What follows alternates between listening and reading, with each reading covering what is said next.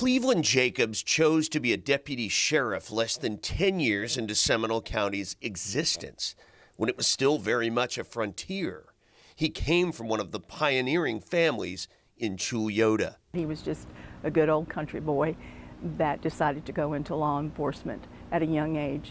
Deputies like Cleveland Jacobs and those men that he worked with during that time were really, really tough men. They displayed great bravery. At the time, they didn't have much backup. At around 9 o'clock the morning of September 14th, Jacobs was dispatched to investigate a seemingly routine case, the theft of a pair of pants.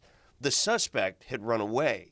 Jacobs became aware that the suspect had ducked into a home right here off of Park Avenue near these train tracks. But what he didn't know was that the suspect also found a shotgun inside that house. As Jacobs approached the front door, he absorbed the full-force blast of that shotgun right in the chest. Jacobs died a short time later. He was 30 years old and left behind his wife and an extended family. It was devastating to the whole community and to the county. The whole Chulyoda population plus people in the county turned out for the funeral.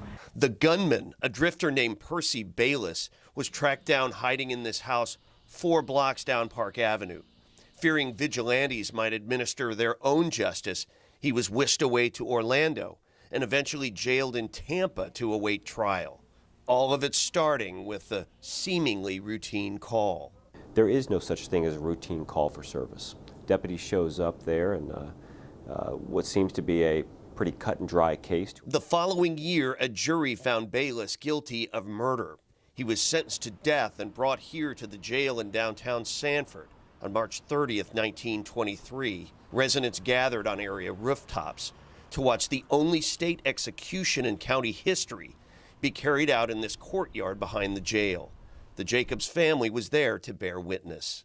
The family of the victim could make the hood that went over the person's head before the hanging, and Aunt Sally did that, and she did it by hand.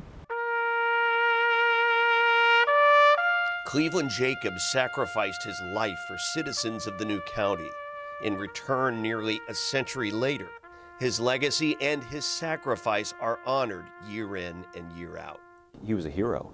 We're extremely grateful for his service and his sacrifice to our community.